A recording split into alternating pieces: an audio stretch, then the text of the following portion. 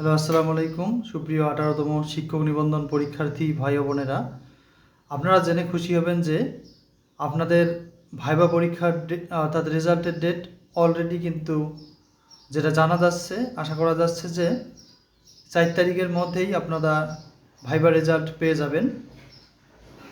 আমরা একটা বিশ্বস্ত সূত্রে জানতে পেরেছি যে ঈদের আগেই ভাইবা রেজাল্ট প্রকাশ করা হতে পারে, সে ধরনের কিছু তথ্য পাওয়া গেছে এবং সেটা আশা করা যাচ্ছে যে 4 তারিখের মধ্যেই আপনাদের ভাইবা রেজাল্ট হবে।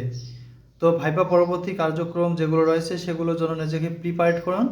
আর জানা গেছে ভাইবাতে যে দ্বিগুণ প্রার্থীকে উত্তীর্ণ করা হয়েছিল রিটেন পরীক্ষায়, এবং সেখান থেকে ভাইবাতে কিছু অংশের প্রার্থীকে বাদ দেওয়া হতে পারে।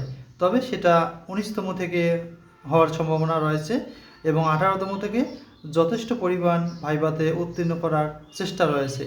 তো আমরা আশাবাদী যে 18তম থেকে 85 বা 90% প্রার্থীকে ভাইবাতে উত্তীর্ণ করা হতে পারে এবং 19তম থেকে এই নিয়মটা পরিবর্তন হতে যাচ্ছে যে 19তম থেকে কিন্তু আসলে রিটেনে ডাবল প্রার্থীকে উত্তীর্ণ করা হবে এবং ভাইবাতে 50-50% করা হবে, অর্থাৎ 50% প্রার্থীকে ভাইবাতে ফেল করানো হবে।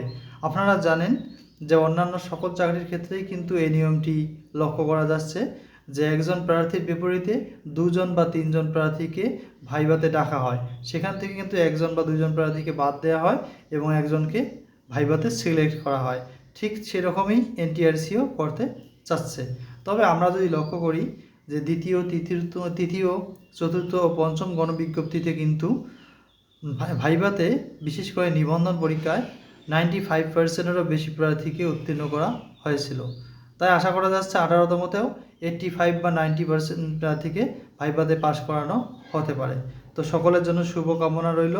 আশা করা যাচ্ছে ঈদের আগেই আপনারা একটা সুসংবাদ পেয়ে যাবেন। তো আমাদের তথ্যগুলো ভালো লাগলে চ্যানেলটি সাবস্ক্রাইব করবেন। আসসালামু আলাইকুম।